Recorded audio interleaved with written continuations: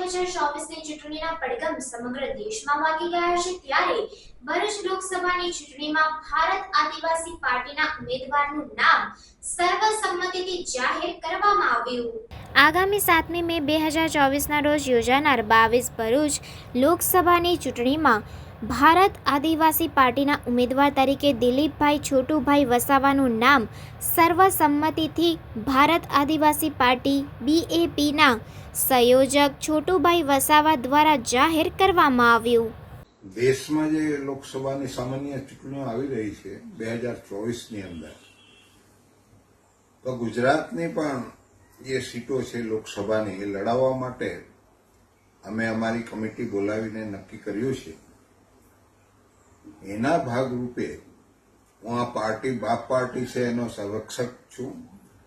અને એ કમિટીએ જે નિર્ણય લીધો છે એ નિર્ણય આજે હું અહીં આગળ રજૂ કરું છું કે ભરૂચની જે લોકસભાની બેઠક જે બહુ જ ચર્ચામાં છે, બધા જ લોકોને, બધી જ પાર્ટીઓને રસ અહીં બહુ જામી ગયો છે, તો અમે બાપ પાર્ટી તરફથી પણ અમારો પ્રત્યાશી અમે ઉતારવાના છે ના, એનું નામ છે દિલીપભાઈ છોટુભાઈ વસાવા। અમે એ ફોર્મ ભરાવાના છે ને એ દ્વારા આદિવાસીઓની જે સમસ્યા છે ગુજરાતની અંદર અને દેશની અંદર, એ સમસ્યા હલ કરવા માટે અમે વર્ષોથી પ્રયાસ કરીએ છીએ। આજે પણ અમે બાપ પાર્ટી બનાવીને આ પ્રયાસ અમારો ચાલુ રાખવાના છે ને એના ભાગરૂપે ગુજરાતમાં ઘણી જે સીટો છે એના પર અમે પ્રત્યાશી મૂકવાના છે ને ભરૂચની અંદર આજે હું જાહેરાત કરું છું, દિલીપભાઈ છોટુભાઈ વસાવા એ અમારા પ્રત્યાશી રહેશે અને આ સામાન્ય ચૂંટણી લડીને અમારા પર જે અત્યાચારો થાય છે આદિવાસીઓ પર, જે અમે દેશના માલિક છીએ, જંગલોના માલિક છીએ, આજે સરકાર દ્વારા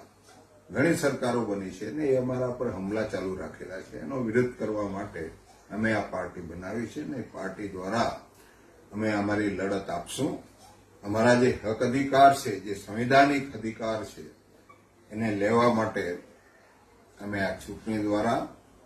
પ્રયાસો કરશું, અમારો અવાજ બુલંદ કરશું।